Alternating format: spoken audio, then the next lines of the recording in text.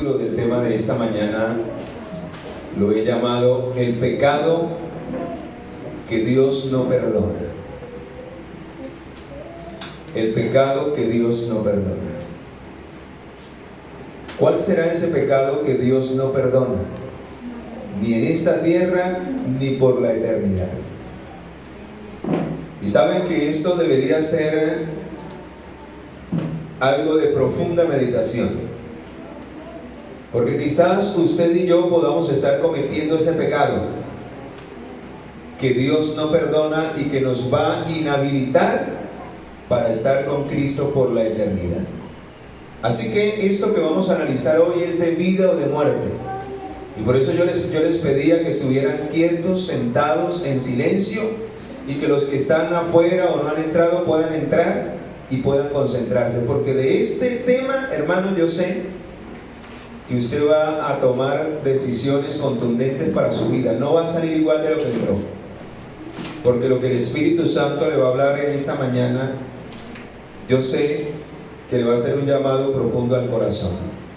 Va a ser la voz del Espíritu hablando a tu corazón y a mi corazón. Por eso vamos ahora sí al versículo 30 del capítulo que les había dicho que buscaran en el libro de San Mateo, capítulo 12, versículo 30. Dice el versículo 30: el que no está conmigo, contra mí está. El que conmigo no recoge, desparrama. Así que este texto nos muestra, mis amados, o estamos 100% con el Señor, o estaremos del otro lado, haciendo lo contrario a la voluntad de Dios. Si no nos consagramos y si no buscamos a Dios con todo nuestro corazón, terminaremos haciendo lo contrario. Eso póngale la firma. Si la palabra del Señor lo dice, es porque así es. Si no estoy haciendo la voluntad de Dios en mi vida, automáticamente estaré haciendo la voluntad, ya sabemos de quién. Solamente hay dos poderes que quieren tomar el control de nuestra mente: el poder del Espíritu Santo y el poder de Satanás. Y acá dice, y acabamos de leer, el que conmigo no está. Y para poder estar con el Señor, de acuerdo a lo que Él dice, debemos aprender a hacer su voluntad. Así que es vital, no lo que yo crea. Hoy se ha metido dentro de la iglesia, dentro del pueblo de Dios, un pensamiento. Hace poquito escuchaba a un gran líder diciendo lo siguiente: no importa lo que usted crea acerca de eso. Hablando acerca del tema de la Navidad, no importa, no hay que imponerle nada a nadie. Si usted cree lo contrario, pues Dios así lo acepta. O hacemos la voluntad de Dios o no la hacemos. Es de ahí la importancia de saber cuál es la voluntad de Dios para mi vida. ¿Qué es lo que Dios pide para mí? Porque lo que usted haga debe salir de un corazón que ama a Dios. De lo contrario, no servirá de nada tampoco. Por eso yo decía ahorita de los niños, si a nosotros nos anhela estar acá, estemos aquí. Si no, no lo haga. Porque el acto de obedecer a Dios, de estar con Dios, de aprender de Dios, debe ser un acto que salga del corazón. Dios lo que anhela es que le hagamos a Él lo que le hagamos de corazón. Así que el acto de buscar a Dios debe ser un acto que salga de un corazón que realmente desea la presencia de Dios en su vida.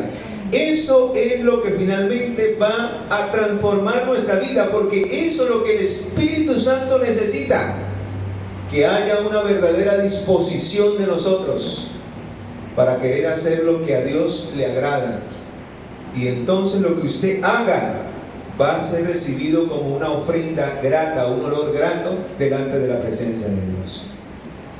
Es ahí donde se presenta el siguiente problema, o donde el Señor dice las siguientes palabras: si no estamos con Él, estaremos en contra de Él. Y ahora vea lo que dice el versículo 31, mirando el contexto del versículo 30. Por tanto os digo, ¿por qué Él dice eso? Porque el que no está realmente entregado estará en contra de Él. ¿Por qué? Ahora aclara el versículo 31. Por tanto os digo, todo pecado y blasfemia será perdonado a los hombres. ¿Cuántos? Todo, hermano. Usted puede venir con la vida más terrible delante de la presencia de Dios y Dios tiene perdón para usted. Cristo murió por tus pecados. Amén. ¿Será que habrá acaso algún pecado que Dios no pueda perdonar? Según lo que dice aquí, todo pecado serán perdonados a los hombres. Todo, hermano. Recuerdo hace unos años escuché una noticia y algunos dirán, no, Dios no perdona eso. Allí en Estados Unidos, una mujer cansada de oír a su hijo gritar y desesperada y estresada, cogió a su hijo, prendió el horno y lo metió en el horno y lo rostizó. Y estaba siendo condenada en un tribunal a pena de muerte por ese asesinato a sangre fría. Lo dejó allí hasta que el sonido de la voz del lloro del niño se extinguió. Y a la mujer le preguntaban por qué hizo eso. Digo, no, ya me desesperó tanto que lo que quise fue acallarlo de alguna manera. El diablo tomó posesión de ella. Porque el que no es con Dios será contra Él. ¿Y quién es el peor enemigo de Dios? Satanás. Hermanos, si queremos que Dios obre en nuestras vidas poderosamente, si queremos ver cambios reales en nuestra vida, tenemos que estar 100% con Dios. O de lo contrario, en ese poquito que yo le esté dando lugar al diablo, el diablo va a entrar y va a destruir mi vida. Porque el que contra mí no es conmigo, dice el Señor. El que es conmigo, entonces contra mí no es. Y recuerdo el caso de otro hombre que escuchaba el testimonio. Y alguno puede decir, no, este sí que no tiene perdón. Pero la palabra del Señor dice que todos los pecados de los seres humanos están perdonados en la cruz del Calvario. Cristo murió por todos los pecados de todos los que han vivido, y aún los que usted no ha cometido ya están perdonados. ¿No dicen amén? Amén. Pero ahora la pregunta es, ¿por qué muchos se perderán y otros se salvarán? ¿Y por qué la Biblia dice que la paga final del pecado es la muerte? Si el Señor ya pagó por todos mis pecados, entonces ¿por qué? Mire, se van a perder por el pecado. Parece ilógico, ¿verdad? Pues en esta mañana vamos a entender realmente por qué el Señor dice lo que dice en su palabra. Y para ello quiero recordar la historia de un hombre, un psicópata, también allá en Estados Unidos. Y a este hombre lo entrevistaron. Y le preguntaron por qué él estaba allí encarcelado. Porque había matado sangre fría a una persona y lo habían encontrado a punto de enterrarla en el patio de su casa. Le dijo, la verdad, yo estoy aquí y me van a condenar solo por un crimen. Pero yo no cometí un solo crimen, yo cometí más de 20 crímenes. Y quiero confesarlo porque siento que Dios me está llamando, pero a la vez yo pienso que yo no tengo ya el perdón de Dios. Le digo, yo le voy a confesar realmente qué es lo que yo he hecho para que usted se dé cuenta que lo que usted me está diciendo es mentira. Dios no me puede perdonar, yo ya no tengo perdón de Dios. Usted no sabe realmente lo que yo he hecho. Y pues el hombre se quedó asustado de saber con qué le iba a salir. Y este hombre empezó a relatarle la historia. Le dijo, la verdad son más de 20 crímenes que yo he cometido, y a todos los he enterrado en el patio de mi casa. Si usted va al patio de mi casa, allí va a encontrar un guayabo. Cuando yo maté a mi esposa, la enterré, y encima de donde la enterré, sembré un guayabo. Y yo sembraba un árbol para que la gente, al ver que yo removía la tierra, no se dieran cuenta que yo estaba enterrando a alguien quien había matado. Yo maté a mi esposa, y el guayabo que está allá debajo está mi esposa enterrada. Si usted va allá y ve un mango, debajo de ese mango está enterrada una niña de 9 años que yo violé y maté para que no me delatara. Y empezó a relatar cada uno de los crímenes. Y este hombre terminó diciéndole: ¿usted cree que Dios me puede perdonar? ¿Será que yo tengo perdón de Dios? Y el pastor le dijo, al igual que yo le digo a ustedes en esta mañana: sí, Dios tiene la capacidad de perdonar cualquier tipo de pecado. Pero en esta mañana vamos a mirar que hay un solo pecado que Dios no perdona. Quiero que vayamos a las Escrituras y miremos si la palabra del Señor dice eso. Primera de Juan capítulo 1, versículo 7 en adelante. ¿Dios puede perdonar mis pecados? He venido con situaciones en mi vida y a veces creo que he sido tan mala en esta vida que yo no tengo el perdón de Dios. No dejes creer, no creas a lo que el diablo dice.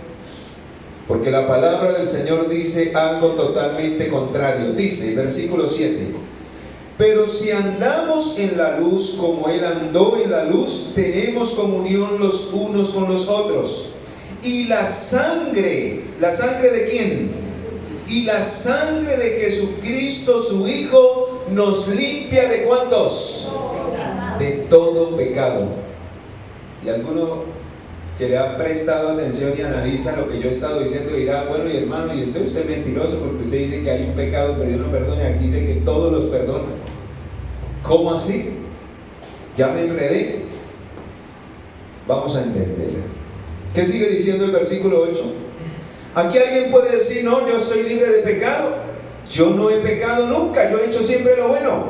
Pues ya es un mentiroso.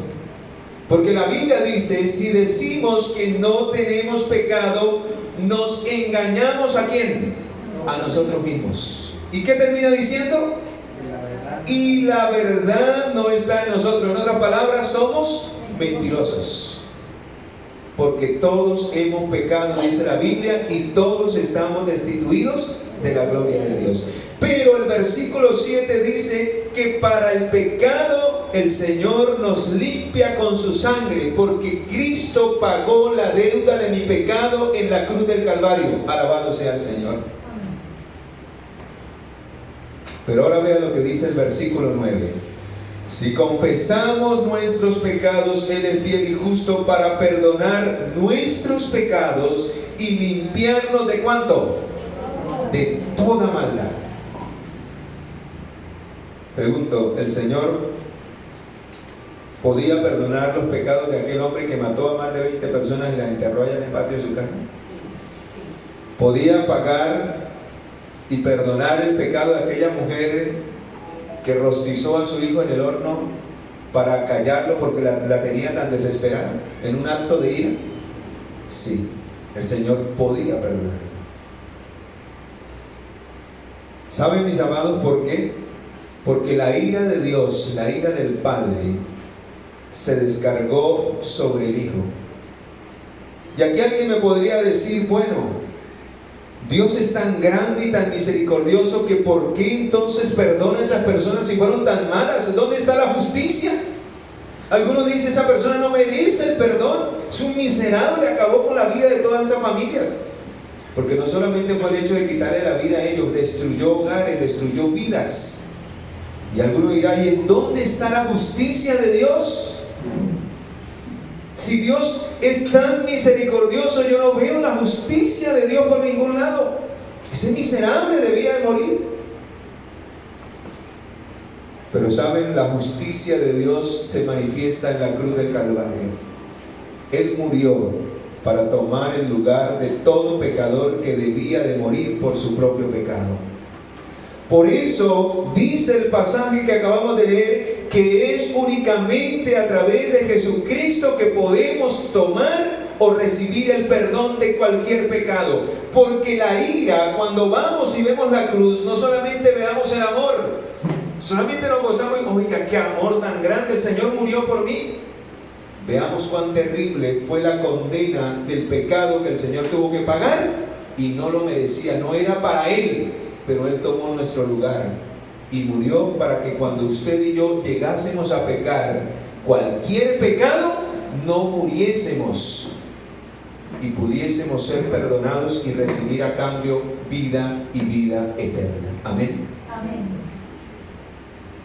Pero ahora hay algo interesante. Quiero que vayamos a Romanos capítulo 6. Y allí vamos a mirar cuál fue la sustitución. Porque cuando el Señor nos perdona, también aplica la justicia, aplica la misericordia, porque perdona al pecador y aplica la justicia. ¿Por qué? Porque el pecador no muere, no es condenado, porque ya hubo uno en el cual el Padre aplicó la justicia con toda.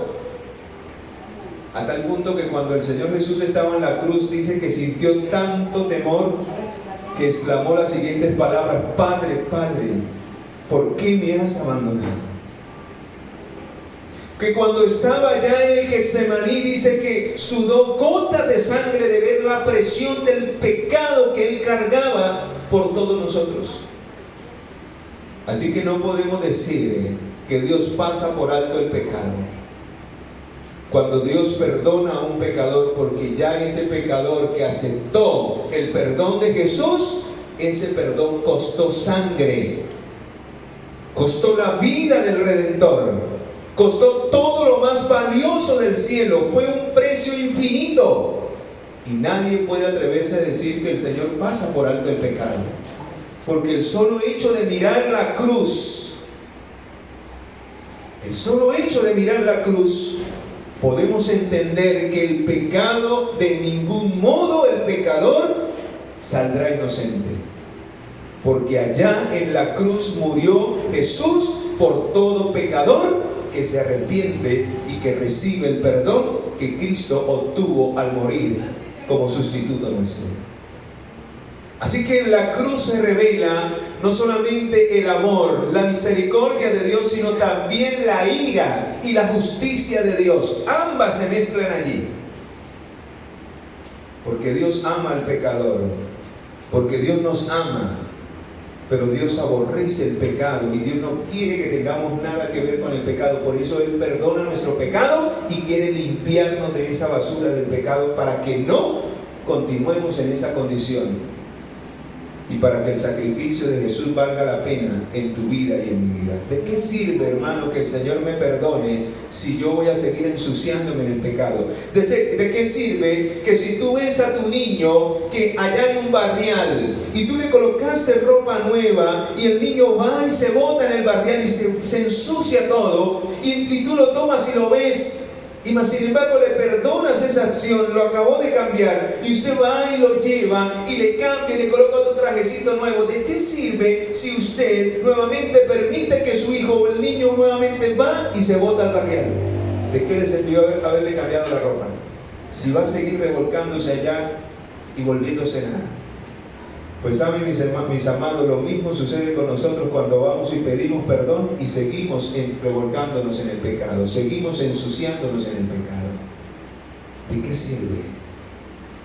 Si para eso murió el Salvador, no solamente para perdonar la deuda de tu pecado, sino para revestirte con su justicia, para que tú puedas ser limpiado completamente y vivir una vida sin pecado, una vida en santidad. Y alguno me dirá: y hermano, ¿usted cómo me comprueba eso? Vamos a Romanos capítulo 6, versículo 23. Porque la paga del pecado es ¿qué? ¿Merecíamos morir? Sí, pecamos, todos somos pecadores. Pero ¿quién fue el regalo que fue enviado del cielo para que ya no tengamos que morir y vivir? Pero la dádiva de Dios es vida eterna ¿en quién? En Cristo Jesús. Alabado sea el Señor. Pero ahora vamos a Romanos capítulo 3, versículo 23. Romanos capítulo 3, versículo 23. Escucha. Por cuanto, ¿cuántos pecamos? Todos pecaron y están destituidos de la gloria de Dios. Recuerden, el pecado es un acto. El pecado es una decisión, no es un estado. Usted al nacer en este mundo nació con una tendencia hacia el pecado. Pero el acto de cometer pecado es una decisión propia. Jesús nació con la misma naturaleza que lo llevaba hacia el mal. Pero Él venció. Él nunca decidió pecar, porque el acto del pecado es una decisión que comienza ¿en dónde? En la mente del ser humano. Y por eso dice aquí, por cuanto todos pecaron, ¿qué dice al final? Todos están destituidos de la gloria de Dios. Ahí no dice por cuanto todos nacieron siendo pecadores. No, eso es una mentira diabólica. Para hacerle entender que no importa lo que hagamos, es algo parecido a lo que vimos en el folleto, que no importa lo que hagamos, nunca podremos llegar a ser santos, nunca podremos llegar a vencer el pecado, porque el pecado ya nace con nosotros. No, hermano. El pecado siempre es una decisión personal. Pregunto, ¿cómo se inició el pecado en Adán y Eva entonces? ¿Ellos nacieron siendo pecadores? Ellos se constituyeron pecadores cuando tomaron la decisión de desobedecer a Dios. Cuando usted y yo tomamos la decisión de hacer lo contrario, de estar en contra de Dios, eso significa el que conmigo no es, contra mí es. O sea, tomar una actitud de rebeldía, de hacer mi voluntad. Eso es pecado. De hacer lo contrario a lo que Dios me pide. Ahora vea lo que dice el 24. Y son justificados gratuitamente por su gracia mediante la redención que es ¿en quién? Que es en Cristo Jesús. Versículo 25. A quien Dios puso como propiciación por medio de la fe en su sangre, para manifestar su justicia, hermano. Cuando Cristo estaba muriendo en la cruz, estaba manifestando la justicia. Lo que al hombre le toca pagar, Cristo lo pagó. Nadie me venga a decir que el Señor pasa por alto el pecado, que no importa la vida que usted lleve como es, el Señor así lo va a llevar al cielo.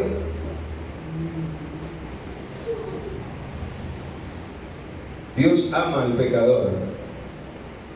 Dios nos ama a pesar de que cometemos errores, pero Dios aborrece esos errores, aborrece ese pecado.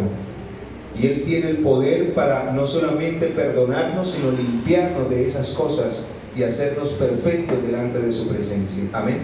Amén. Ahora viene algo interesante. Quiero que vayamos a Ezequiel capítulo 33. Vamos a mirar cómo Dios actúa, para que ustedes se den cuenta, hermanos, que Dios no pasa por alto el pecado. Dios es rico en perdonarnos. Pero aquel que juega con la gracia y la misericordia de Dios no será pasado por inocente. Así como Dios ofrece gratuitamente y perdona todo pecado, no tendrá por inocente al que se burla de él. Así como Cristo no tuvo por inocente ni a su propio Hijo. Si el pecado pudiese ser tratado de una manera ligera, el Padre hubiera podido decir: no, yo los perdono. Hijo, no es necesario que tú mueras de la manera, no es necesario que tú sufras como estás sufriendo, más bien súbase otra vez para aquí. Yo los perdono a todos.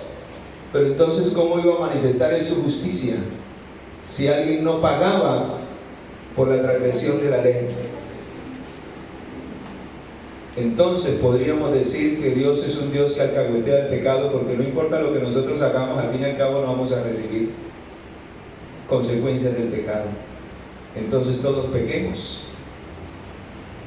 Pero la más terrible consecuencia del pecado la pagó el Señor Jesús. Por eso muchas veces decimos, oiga, yo soy tan privilegiado que a pesar de que he pecado, de que he hecho lo malo, el Señor me acepta. También lo mismo Dios quiere hacer con cada uno de nosotros. Ahora vamos a mirar este tremendo pasaje, hermanos, que me pone los pelos de punta cada vez que lo leo. Ezequiel capítulo 33, versículo 13, escucha. Cuando yo diga al justo, o sea, el que está viviendo una vida que le agrada al Señor, ese es el justo, el que está viviendo de acuerdo a su voluntad. De cierto vivirás, pero él, confiado en su vida justa, actúa con iniquidad, o sea, permite que el pecado entre en su vida. Él está predicando, él es un siervo consagrado de Dios, pero él de una vez se relaja y dice, oiga, yo sé mucho, yo soy tan consagrado, yo sirvo tanto al Señor, que bueno, voy a darme el lujito de hacer esto y aquello. Eso el Señor no me pone en problema por eso. Yo tanto que sirvo al Señor. Pero para el Señor el pecado es ¿qué? Es pecado. Y la paga del pecado es ¿qué? La muerte. Ahora vea lo que advierte el Señor, para que lo tengas presente cada día. Cuando yo diga al justo, de cierto vivirá, pero él, confiado en su justicia, en la vida que lleva, actúa con iniquidad, o sea, permite que el pecado, juega con el pecado, ninguna de su justicia le será recordada, sino que morirá por la iniquidad que cometa. En otras palabras, es ese tipo de personas que aunque dicen llamarse cristianos, que aunque dicen que aman a Dios, viven en el pecado, les gusta el pecado, practican el pecado, no permiten que el Señor los cambie, y finalmente el Señor los llama, les advierte, hay que ser transformados, hay que cambiar, le manda, y la persona sigue en su mismo, y finalmente esa persona muere. Si murió en el pecado, ¿qué dice el Señor? De cierto morirá para siempre. Pero ahora vea el contraste, versículo 14. Pero cuando yo diga al impío, o sea, el que está allá, que no le gusta nada de Dios, que vive y se goza en el pecado, que no busca del Señor, pero esa persona es llamada, y entonces el Señor le dice, de cierto morirás si sigues así. Y él de una vez se pone las pilas y dice, oiga, yo no deseo morir, yo deseo tener vida eterna. Y es tocado por el Espíritu Santo. Dice, si él se convirtiere, aparece la palabra convertir, y el único que convierte el corazón es el Espíritu de Dios, nadie más. Así que esa persona recibe el llamado, es impactado por la palabra de Dios, y el Espíritu convierte el corazón de su pecado y actúa conforme al derecho y a la justicia, o sea, conforme a la palabra de Dios. ¿Qué dice al final? Si el impío restituye la prenda robada y devuelve lo que ha robado y camina en los estatutos de la vida sin cometer iniquidad, ciertamente vivirá y no morirá. O sea que aquí el problema es con el pecado. El pecado es el que determina si nosotros vamos a vivir o vamos a ¿qué? Porque ya leímos en Romanos 6:23 que la paga del pecado es ¿qué? O sea, que si el pecado mora en mí, no hay nada que hacer. Por eso lo decía al principio en el versículo 30. O estamos realmente con Dios, o le estamos dando el lugar al pecado en nuestras vidas. Y si le estamos dando el pecado en nuestras vidas, el Señor dice que Él no va a tener, en otras palabras aquí, por inocente a nadie, por muy aparentemente bueno que haya sido, si el pecado, si hay algún pecado que está morando en su vida. Por eso yo les decía, hermanos, o nos entregamos completamente, o por algún lado el diablo nos va a arrastrar a la perdición. No lo he dicho yo, lo acabamos de leer. Si esa persona malvada se humilla, reconoce su pecado, entonces el Señor le extiende su misericordia, le perdona y le promete vida y vida ¿qué? Eterna. Pero si aquel que sabe lo que debe de hacer y más sin embargo practica iniquidad, practica pecados ocultos y llega a la muerte, no habrá oportunidad. El Señor dice morirá. Y cuando habla de esa palabra morirá, Él morirá para siempre, porque el que muere en el pecado no tiene esperanza de vida eterna. Y ahora sí estamos llegando al punto principal al que quiero que lleguemos en esta mañana. Entonces la pregunta es, ¿cuál es el pecado que Dios no perdona? Fácil, vamos allí nuevamente a la lectura bíblica de Mateo capítulo 12. Mateo capítulo 12. Y vamos a continuar leyendo, apenas vamos en la primera parte. Versículo 31. Vamos a leer el contexto para continuar con el estudio. Por tanto os digo, todo pecado y blasfemia será perdonado a los hombres. Ya hemos constatado con la Biblia que el Señor perdona ¿qué? Todo. Pero ahora dice, pero, aparece un pero la blasfemia contra el Espíritu no le será perdonada. Hay uno solo. ¿Y cuál es? La blasfemia contra el Espíritu Santo. Y aquí sale la otra pregunta. ¿Cuál es la blasfemia o cómo yo blasfemo contra el Espíritu Santo? Estuve buscando en el diccionario qué significa esa palabra blasfemia. Y escuchen, pongan mucha atención a lo que dice, porque a veces nosotros creemos que blasfemia es simplemente insultar y cortar de lleno y decir yo no quiero nada con Dios, lo aborrezco, soy un ateo, yo no creo en Dios. Algunos creen que eso es blasfemia. Y sí, eso es blasfemia. Pero hay otra manera en que nosotros blasfemamos contra el Espíritu Santo. Escucha. Blasfemia. Hecho. ¿Qué? Hecho o insulto que ofende a una persona por atentar contra su dignidad, honor o credibilidad. Escuche bien esas palabras, hermano. Hecho o qué? O insulto. Y recuerden que el hecho y las palabras provienen ¿de dónde? De nuestros pensamientos. Los hechos y las palabras son el resultado de lo que hay en ¿dónde? En la mente. Y cuando ese hecho o insulto ofende a la persona, en este caso al Espíritu Santo, ¿qué dice al final? No solamente atienta sobre su dignidad, honor, sino también sobre su credibilidad. Entonces sale la pregunta, ¿cómo una persona realmente blasfema contra el Espíritu Santo para ya no tener perdón? Pues fácil, hermano.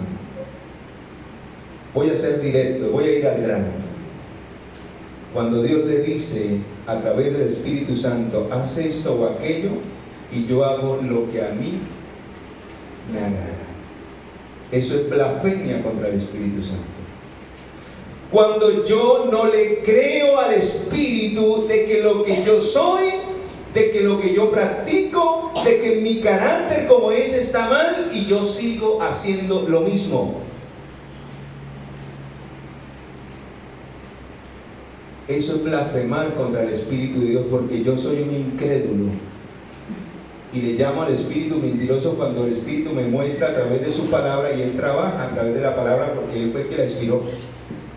Y dice en el capítulo 16 de San Juan que Él es el que nos guía a toda verdad, nadie más.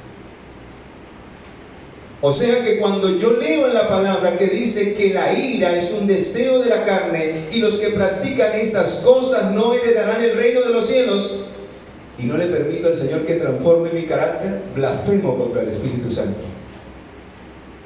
¿Cuántos años llevamos? Y gloria al Señor porque todavía el Espíritu Santo no se ha retirado de nuestra vida, pero si continuamos así, tarde que temprano encontraremos la muerte. ¿Saben? Para el que muere en el pecado, el Espíritu Santo ya se ha retirado de esa vida. ¿Y saben por qué? Porque ya no hay oportunidad y ya no hay nada que lo llame al arrepentimiento, porque el Espíritu Santo ha tratado de trabajar, de insistir en la vida de esa persona por tantos años, que finalmente, sin darnos cuenta, el Espíritu se retira y esa persona encuentra la muerte. Vean, que muchas personas se alejan de Dios y finalmente ya no quieren buscar del Señor. El Espíritu Santo se ha ido retirando de esas vidas y muchas de esas personas encuentran la muerte afuera, porque blasfemaron contra el Espíritu Santo. ¿Y qué blasfemia, según lo que hemos estudiado hoy?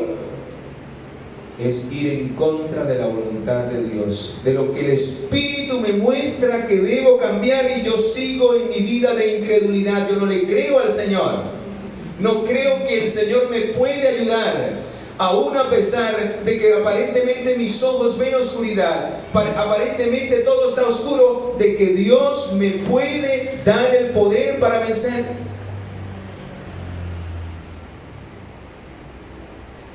Y ofendo al Espíritu Santo porque le digo: usted no es capaz de cambiarme, por eso yo sigo como estoy.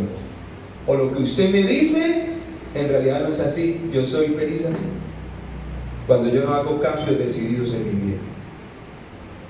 Y qué triste que muchas veces uno va a las iglesias donde uno conoce de una u otra manera a ciertos hermanos y uno ve que han pasado años y las personas siguen siendo lo mismo. ¿Cuántas de esas personas quizás el Espíritu Santo ya se ha retirado de sus vidas? Solo el Señor lo sabe. ¿Por qué la blasfemia contra el Espíritu Santo es el pecado que no puede ser perdonado? Vamos al libro, y con esto quiero ir terminando, de San Juan, capítulo 16. Y aquí vamos a entender por qué Jesús le dijo a sus discípulos: es necesario que yo me vaya. Dice el versículo 7: porque yo os digo la verdad, os es necesario, os conviene que yo me vaya, porque si no me voy, el Consolador no vendrá a vosotros, pero si yo me voy, os lo que enviaré. ¿Por qué era tan importante que el Espíritu Santo viniera? Versículo 8: y cuando venga el Consolador, cuando venga el Espíritu Santo, convencerá al mundo ¿de qué? Ahora se entienden por qué la blasfemia contra el Espíritu Santo, en base a lo que hemos estudiado, es el pecado que Dios no puede perdonar. Porque si usted rechaza la obra del Espíritu Santo, que lo quiere convencer de que lo que usted está haciendo y la vida que lleva y el carácter que tiene no está de acuerdo a la voluntad de Dios, si usted no le permite al Espíritu obrar en su vida un cambio, una transformación, significa que usted no reconoce que eso es pecado en su vida, y todo pecado que no se reconozca nunca será perdonado por Dios. Hay tres características especiales para obtener el perdón. Hay tres condiciones.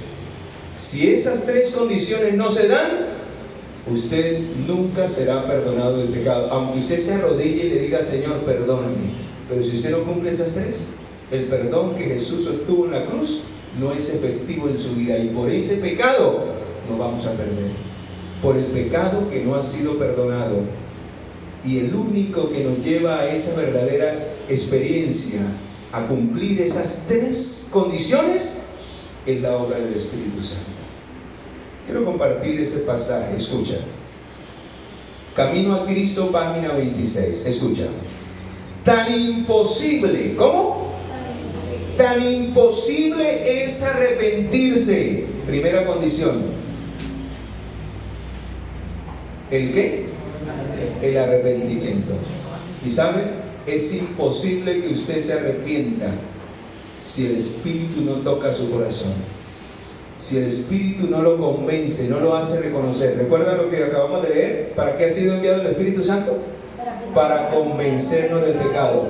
O sea, que la única manera para que el pecador se pueda arrepentir es que pueda convencerse de que es un pecador y de que lo que está haciendo está mal delante de ¿quién?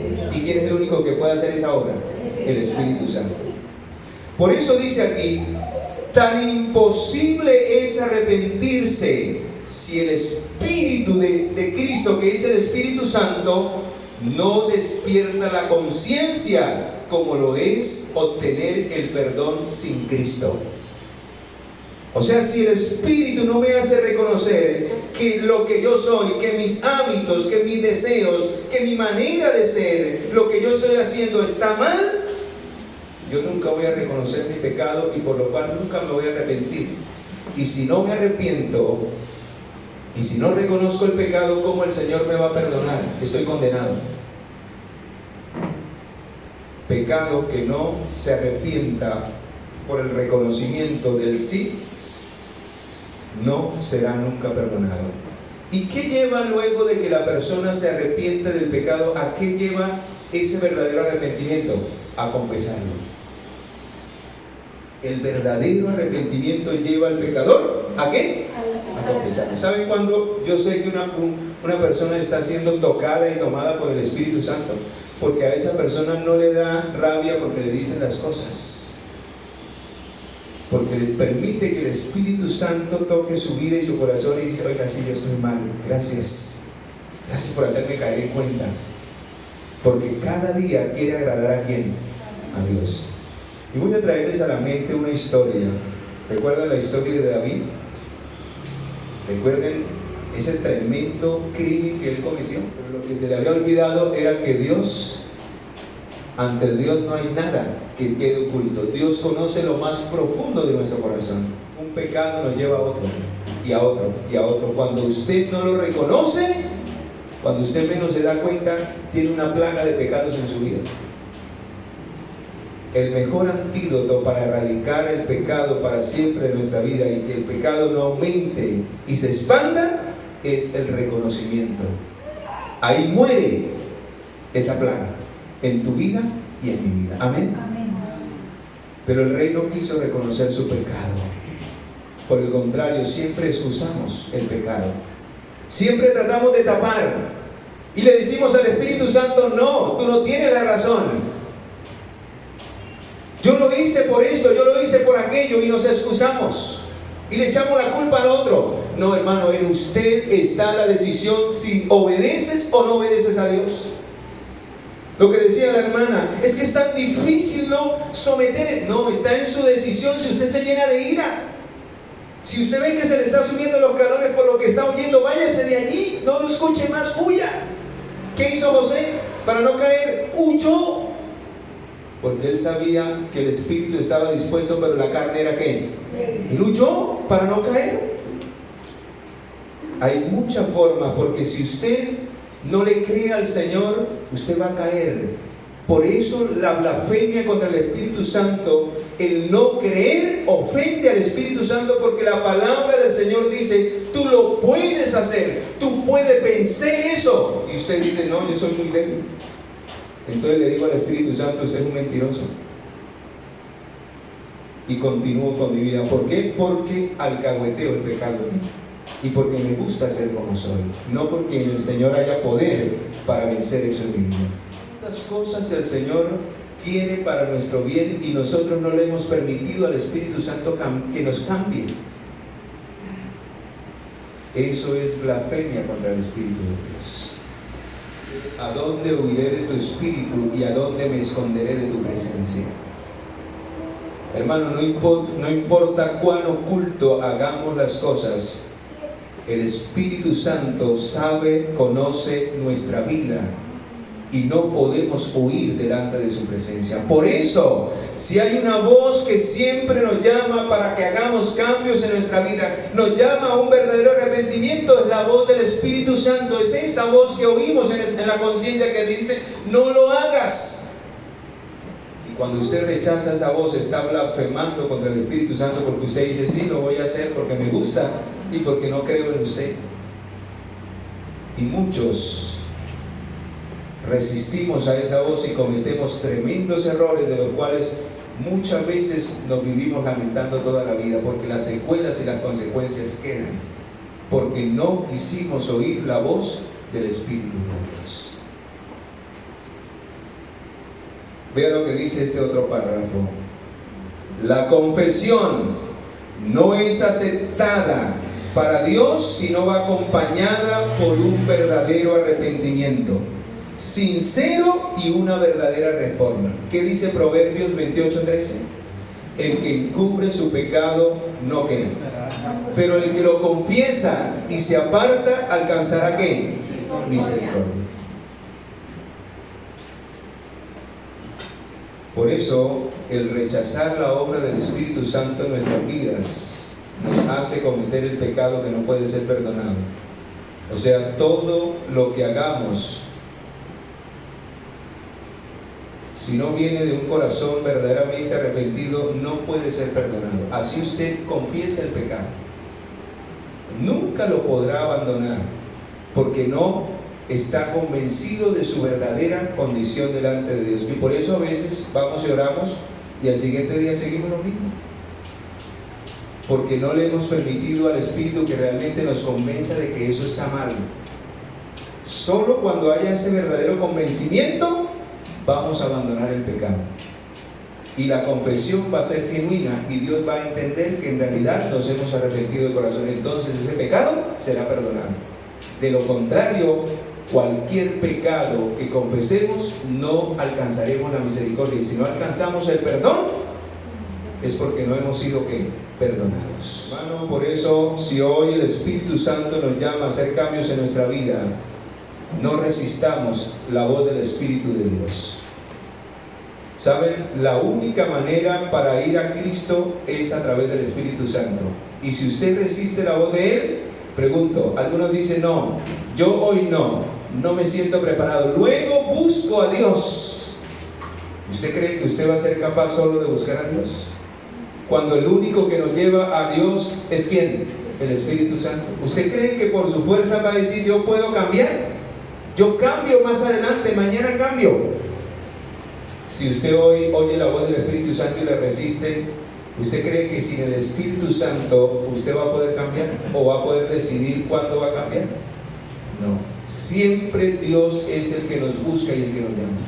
Y cuando Él se retira de nuestra vida, hermanos, quedamos en la peor condición. Ahora vea lo que dice aquí, con lo cual quiero cerrar este mensaje. Hebreos 10:26, escucha. Aquí está el resumen. Si decidimos pecar voluntariamente, después de haber recibido el conocimiento de la verdad, ya no quedará más sacrificios por los pecados. ¿Sí ve? No habrá más perdón, porque decidimos pecar y no decidimos que el Espíritu hiciese la obra en nosotros, sino una horrenda expectación de juicio y de hervor de fuego que habrá de devorar a los adversarios. El que por la ley de Moisés, por el testimonio de 2 o 3 testigos, muere irreprensiblemente, ¿cuánto mayor castigo pensáis que merecerá el que pisotee al Hijo de Dios y tenga, ¿qué dice al final? Y tenga por inmunda la sangre del pacto en el cual fue santificado, y ofenda al Espíritu de gracia. ¿Qué es la blasfemia contra el Espíritu Santo? Una ofensa. ¿Y por qué se ofende el Espíritu Santo? Porque Él nos muestra que en Cristo hay perdón, que en Cristo hay redención, que Él nos puede transformar, que Él nos puede cambiar, y nosotros seguimos y queremos seguir siendo los mismos de siempre. Por eso, queridos, hoy el Espíritu Santo nos llama para que le demos toda la gloria a Él. ¿Quiere usted rendirse completamente al Señor y colocarse del lado de Él en todas las áreas de su vida? Debemos ser testimonio de la obra del Espíritu en nosotros, para que esa obra también pueda ser hecha en la vida de ¿quién? Eso es lo que marca el poder del Espíritu Santo en nuestra vida. Es mostrar que sí es posible cambiar, y así como Dios me ha cambiado porque yo le he creído, usted también puede cambiar, hermano. Usted también, y todos podemos ser vencedores para vivir una vida para la gloria del Señor. Amén.